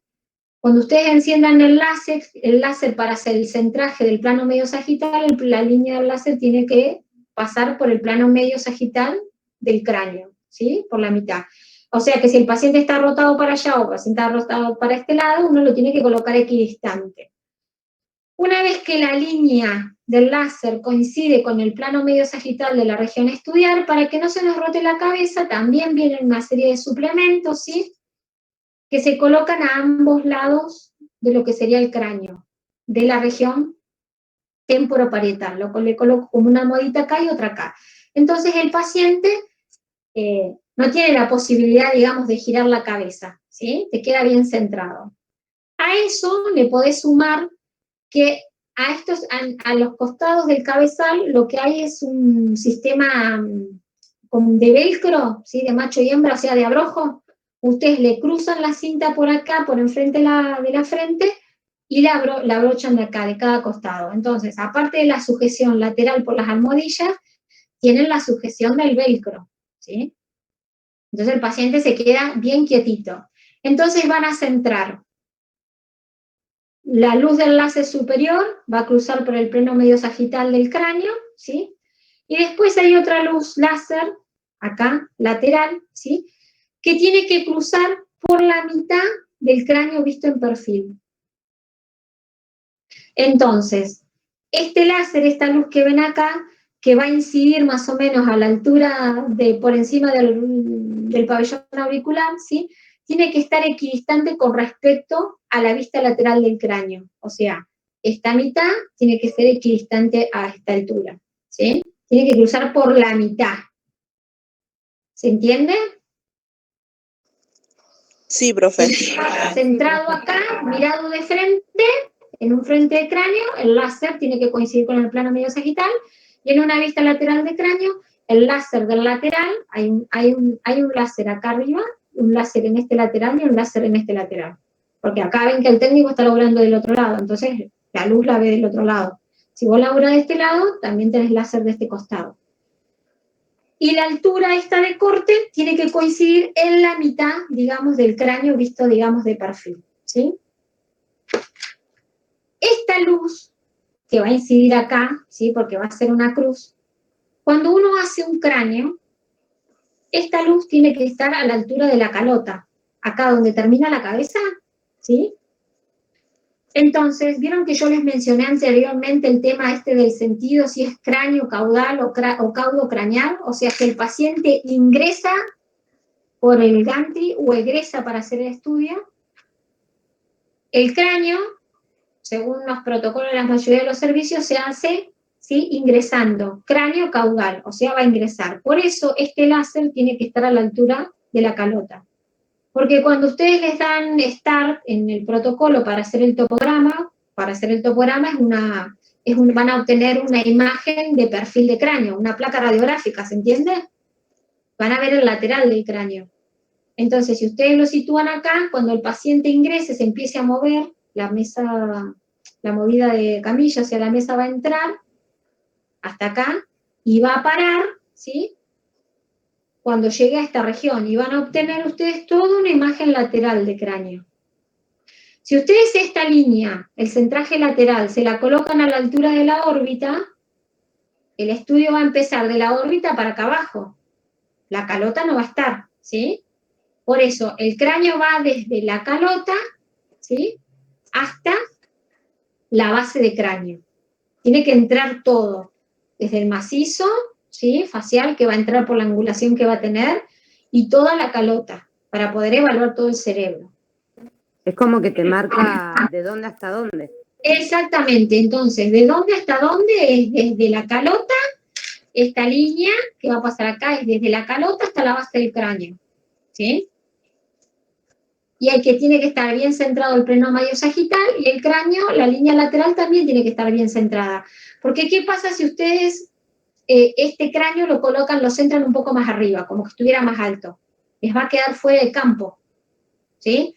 Todo lo que ustedes van a hacer, esto se llama altura de mesa, que después lo van a ver cuando programan el estudio, pero cualquier cosa que ustedes vayan a hacer una tomografía, cuando lo ponen arriba de la camilla, elevan la camilla y la desplazan de manera tal que les quede en la mitad del agujero, hablando en criollo.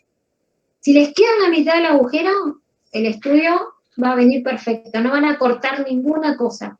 Si ustedes lo ponen acá arriba, no lo colocan en el medio, cuando ustedes vayan a hacer reconstrucciones, que para hacer reconstrucciones hay que trabajar con los 3 planos, o sea, hay que hacer cortes axiales, ¿sí?, coronales y parasagitales, va a haber una parte, por ejemplo, en este caso, si lo situaran acá arriba, cuando quieran reconstruir y hacer cortes parasagitales, la región del frontal no va a estar, porque se sale del campo, ¿sí?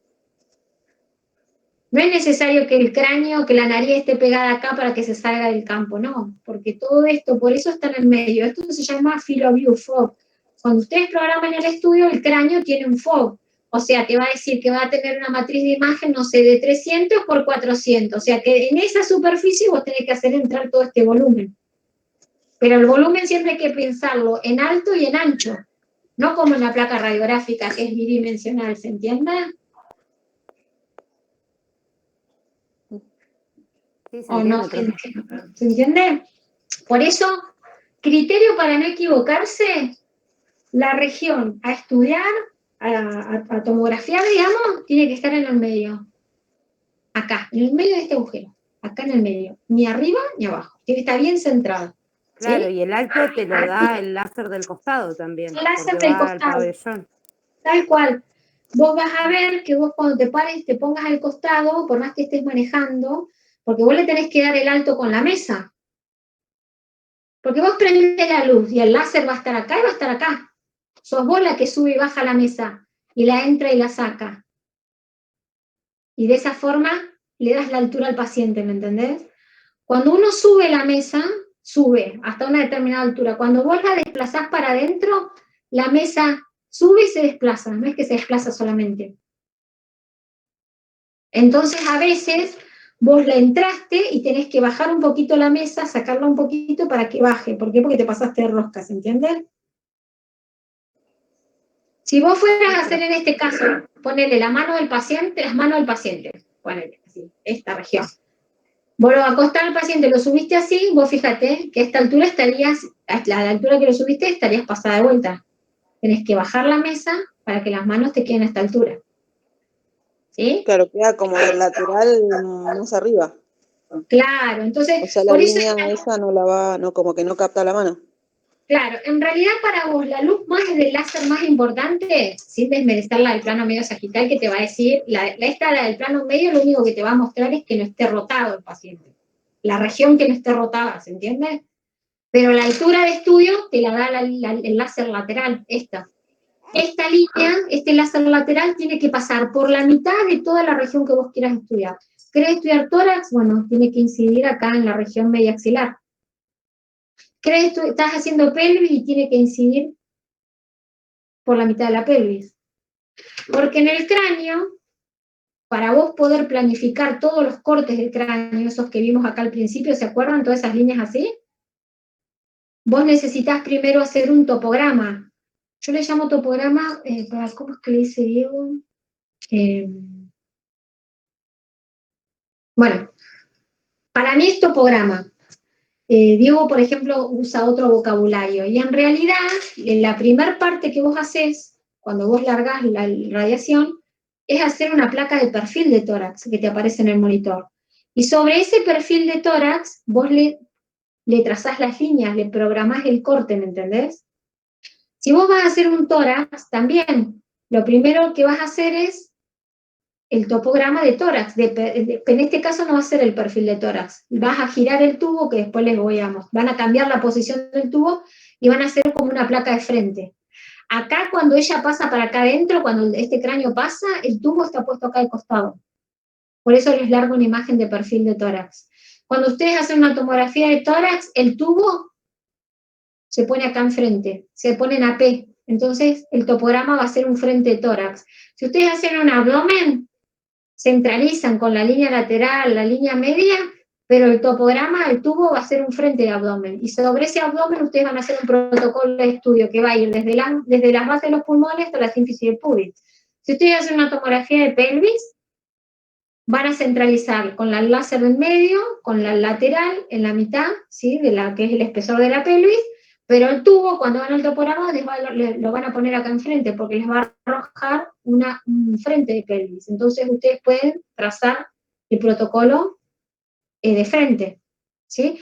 Lo único que lleva tubo lateral, digamos, que nos da un perfil, es el cráneo, obviamente dentro del cráneo todas las estructuras que están en el cráneo, y después, por ejemplo, cuando uno hace un protocolo de politrauma, por ejemplo, el paciente viene en tabla, ¿sí?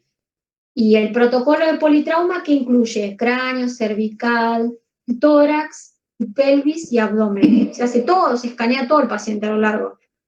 Entonces uno, para ganar tiempo, lo que hace es una imagen o un topograma, pero de todo el cuerpo del paciente, todo en perfil, el cráneo, todo junto.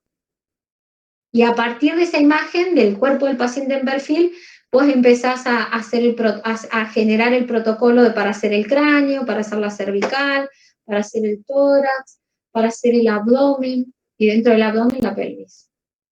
Claro, pero si no, bien. sí, a ver. ¿Está el tubo en lateral ahí entonces?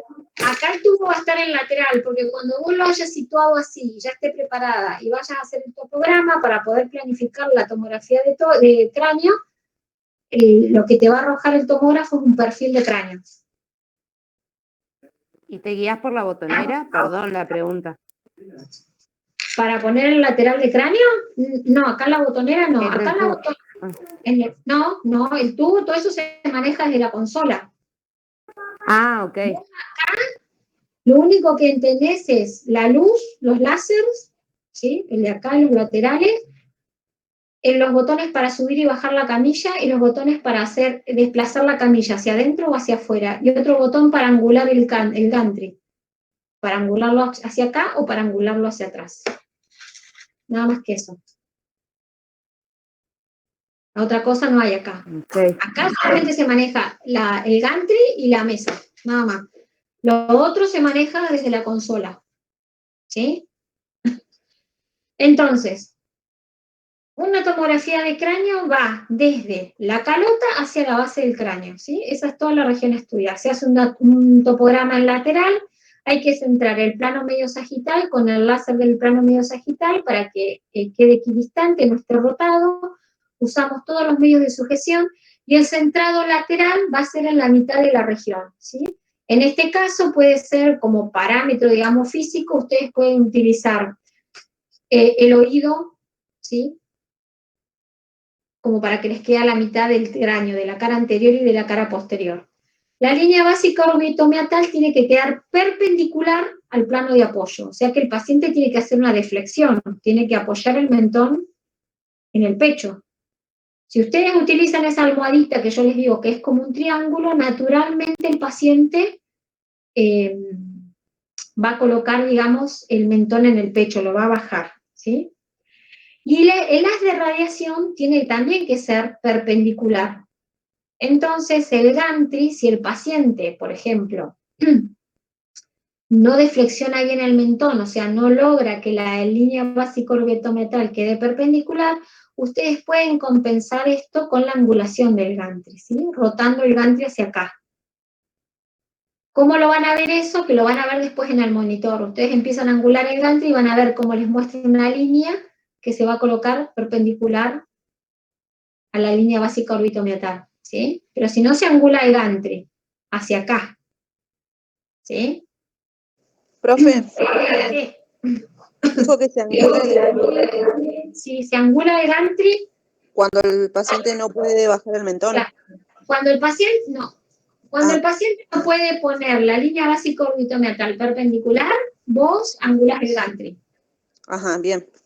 ¿Sí? Ponele, por ejemplo, el paciente que tiene el collar de Filadelfia, el politraumatizado, no puede angular, no puede flexionar y poner la línea básica orbitometatal perpendicular. ¿No es cierto? No se puede porque está con el collar. Entonces vos lo que vas a tener que hacer es angular el gantry. ¿Sí? Sí, profe. Acá tienen una vista de frente donde ven el láser, que les marca el plano medio sagital, ven que pasa por la mitad de la cabeza, y el láser lateral, ¿ven? Acá se ve, el láser lateral, ¿lo ven ahí? El láser lateral que va a pasar del CAE, del conducto auditivo, hacia adelante, o sea, va a estar centrado acá, en la mitad de lo que sería la cara anterior y la cara posterior de la cabeza. Y toda la cabeza está en la mitad del gantry, en la mitad de la dona, ¿sí? El paciente tiene bajado el mentón, pero el gantry está angulado, es como que se le ayudó a angular más la línea básica orbitometatal. Pero este es el centraje que tiene que tener para hacer el cráneo. Y el cráneo tiene que pasar por la mitad, digamos, del agujero. Acá, ¿ven? Pueden ver el láser, cómo incide la línea media, ¿sí? Entre ambas pupilas, y acá pueden ver cómo se proyecta el láser lateral, el que está acá. Y así por acá va a pasar la otra luz, como que la crucecita te queda a esta altura. Entonces, ¿qué pasa? Cuando ustedes hacen eso, lo posicionan al paciente, van a la consola, cargan los datos filiatorios del paciente, seleccionan en la región de estudio, cráneo, ¿sí? Y en cráneo va a aparecer topograma. Cuando ustedes hacen el topograma, es cuando yo les digo que el paciente va a ingresar, la mesa se va a mover, porque ustedes lo situaron, ¿sí? Acá, va a entrar por la dona, entonces va a empezar el estudio acá y va a terminar acá. Y les va a mostrar un perfil de cráneo. Esa es la imagen que ustedes van a tener. Eso se llama topograma, el perfil de cráneo. ¿Sí? Este perfil de cráneo, lo que uno tiene que hacer posterior a que lo tuvo, o sea, posterior a Scout View, eso se llama, Diego lo llama Scout View, al perfil de cráneo, al topograma, lo que yo digo topograma. Esta es toda la región de estudio, ¿no es cierto? Una vez que ustedes tienen el topograma hecho, lo que hay que hacer es planificar el estudio, o sea, todas estas líneas, planificar la tomografía, los cortes axiales.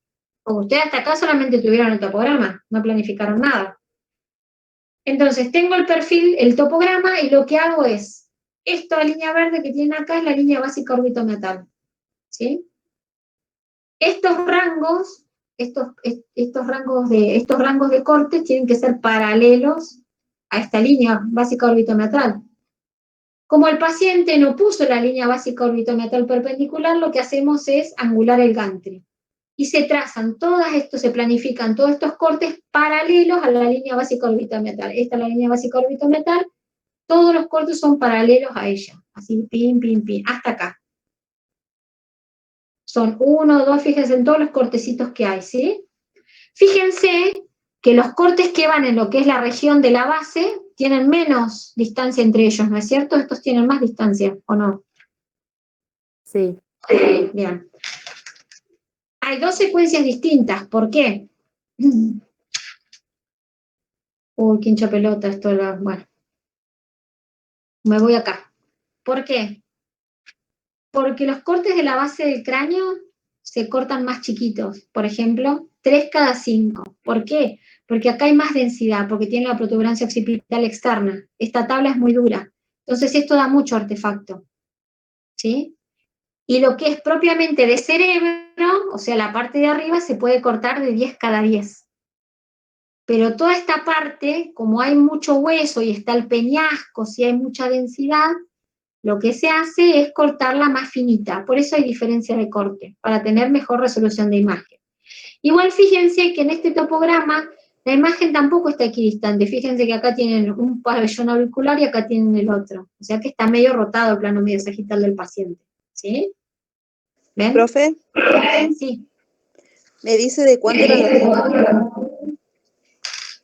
Los cortes para base de cráneo pueden ser de 3 cada 5 y para cerebro de 10 cada 10. Eso, bueno, por ahí depende mucho. Viene el protocolo ya armado o en el servicio lo cambian. Pero vos tenés que saber que la base de cráneo se corta menos, cada menos, digamos. ¿Y por qué se corta cada menos? Porque, bueno, hay que tratar de eliminar los artefactos que nos dan todas las estructuras óseas, ¿sí? Cuando yo hago el protocolo de cráneo, vos fíjate que en el topograma yo veo hasta el macizo facial, pero no le tiro al macizo facial porque no estamos haciendo macizo facial, estamos haciendo cráneo, cerebro. Entonces vas desde la línea básica orbital para arriba el protocolo, ¿sí? Bueno, esto es más o menos lo que vimos al principio. ¿Cuáles van a ser los protocolos para el cerebro sin contraste? ¿Qué indicación? El TEC, el traumatismo encefalocraniano reciente, un control de la válvula de hidrocefalia, ¿sí? El control de los infartos cerebrales que pueden haber, controles de hemorragias cerebrales, ¿sí? Malformaciones arteriovenosas, ¿sí? Bueno, pacientes que tengan cefaleas. ¿Cómo se prepara el paciente? La única preparación que tiene es que se tenga que sacar todo tipo de elementos metálicos y que nos pueda dar, digamos, artefactos, ¿sí? ¿Cómo se ubica el paciente en decúbito supino o en decúbito dorsal? Y esta HF que ven acá es porque es cráneo caudal, o sea, es cabeza primero en inglés, head first, o sea, porque entra la cabeza, o sea, entra hacia adentro del gantry, ¿sí? No sale, es la dirección, es lo que yo les mencionaba. ¿Sí? Entonces hay equipos donde ustedes lo pueden encontrar como cráneo caudal o pueden encontrar, por ejemplo, en el nuestro dice cabeza primero, o sea, en inglés, head first. Entonces entra la cabeza primero. Y los planos de corte que se van a trazar son axiales, ¿sí? Lo que ustedes vieron acá. O sea que van a tener, si son axiales, ¿sí? Nosotros vamos a tener una vista como si lo miráramos al paciente desde acá o desde acá.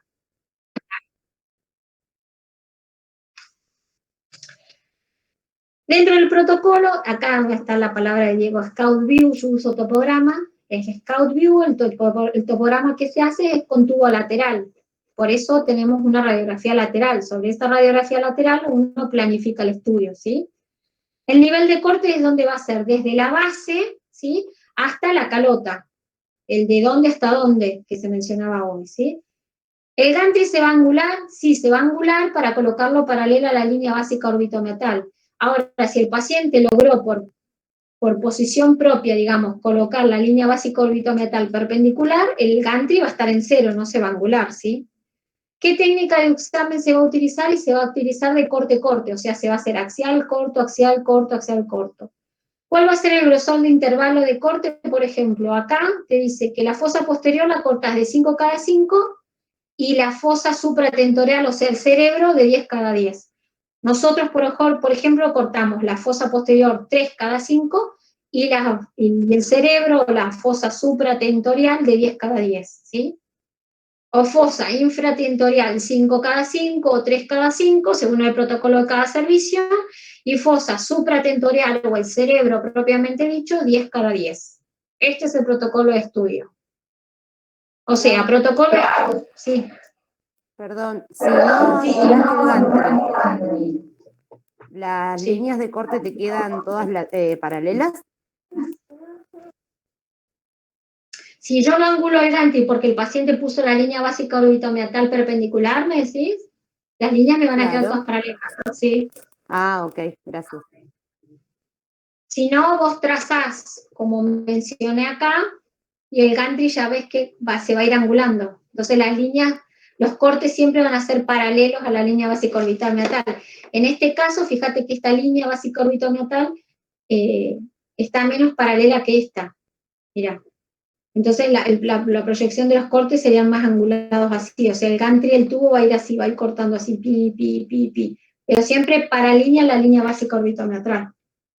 Vos este rango lo estableces, vos trazás así la línea y lo abrís. Y después le cargas los espesores acá adentro. ¿Sí? Ok. ¿A dónde me... Bueno, entonces dije que el protocolo era paciente en decúbito dorsal, ¿sí? Head first, cabeza primero, se corta, se le sacan todos los elementos que nos vayan a dar a nosotros artefactos, se corta desde base de cráneo hasta calota, la base o la región infratentorial la podemos cortar de 5 cada 5, de 3 cada 5, y la supratentorial o la región del cerebro propiamente dicha la podés cortar de 10 cada 10. Los cortes tienen que ser paralelos a la línea básica orbitomeatal. Si el paciente no puede colocar la línea básica orbitomeatal perpendicular cuando se posiciona, me ayudo angulando el gantry. Bueno, ¿qué técnica de exposición se va a utilizar? Se van a utilizar 120 kilovoltios y 250 miliamperes. Estos valores también vienen prefijados según los protocolos del equipo y también según los gustos del servicio. Desen en cuenta cuánta energía hay acá, ¿no? O sea, ¿cuántas placas de tórax serían una tomografía de cráneo? Un montón. ¿Se dan cuenta de eso? Sí. Bueno. 120 y 250, esta info también va a estar acá al costado como el nivel de ventana cuando vean la imagen, ¿sí? El FOV, el Field of View, o sea, el campo, todo este campo de vista, voy acá, todo este campo de vista, ¿sí? Eso se llama FOV, el campo, la matriz, digamos. A ver dónde me fui, acá.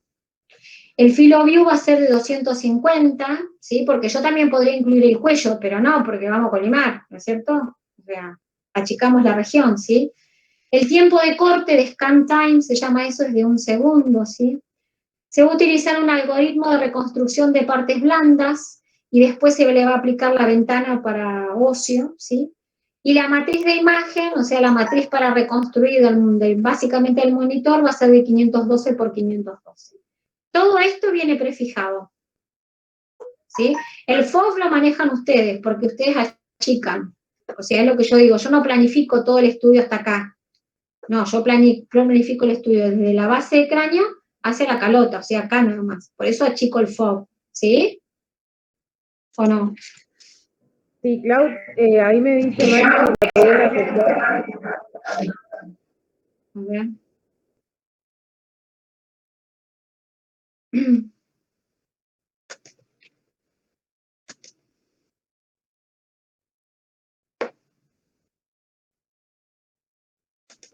Bueno, entonces, estas son las técnicas, digamos, de exposición, ¿sí? Bueno, la matriz, como les mencioné. El protocolo para ataque de cráneo o de cerebro. ¿Llega apnea respiratoria? No, es normal, el paciente puede respirar, ¿sí? No se le pide. ¿Uso de medio de contraste? No, para esta indicación no, para la indicación que vimos al principio, traumatismo, control de válvula, hematoma, hemorragia, no lleva uso de medio de contraste, ¿sí? Acá, por ejemplo, ven, les dan los anchos y el nivel de ventana, el concepto que trabajamos. Si es infratentorial, ¿sí? O sea, por debajo, lo que sería lo que es la región del cráneo, fíjense que tienen un nivel de ventana que va desde los 120 a los 40, o sea, lo más blanco sería el 120. Digo, lo más en blanco no, porque estamos en ventana de partes blandas. Lo más gris, digamos, porque estamos viendo parénquima tejido, es de 120. Y el nivel más bajo va a ser de 40, ¿sí? Este es el ancho de ventana, o sea que acá falta el medio, el level. El supratentorial es de 80 a 40, ¿sí? ¿Por qué? Porque fíjate, o sea, fíjense que por encima de lo que es la base del cráneo, arriba es solamente tejido, cerebro. ¿sí? Es como menos mixto en contrastes con respecto a lo que es la parte de abajo. Abajo es como que hay grasa, o sea, tejido, y hay hueso. Y la ventana ósea, el ancho de ventana ósea va a ir desde los 1500 a los 500 para todo igual, ¿sí? O sea, para toda la región del cráneo. Es como que no lo divida en infra y en supratentorial. En cambio, como utilizan ventana para parénquima, sí lo dividen en las dos regiones del cráneo, ¿sí? Lo que es base y lo que sería cerebro. Bueno, hasta acá llegamos con esto terminó acá. ¿Se comprende más o menos? Sí, profe. Sí, profe. Esto yo se los voy a subir, es importante que lo revean, lean las anotaciones que tomaron de lo que dije y la próxima clase me preguntan. ¿Puede ser? Bueno, ¿Sí? bueno. Sí, profe. Bueno, voy a subir esto. ¿Están cansados? Preparé imágenes. ¿O no quieren hacer imágenes? Ah, Por bueno. práctica. Si descansamos un poquito, Sí, Bueno. un ratito, claro, pero veámosla porque está bueno. Bueno, ¿les parece que 20, 30, 15 minutos? Sí. Nos quedamos Bueno. acá en el mismo Meet, porfis, ¿sí? Bueno, Clau. Sí, profe. Bueno, listo. En 15 nos vemos. ¿Sí? Sí, estoy acá.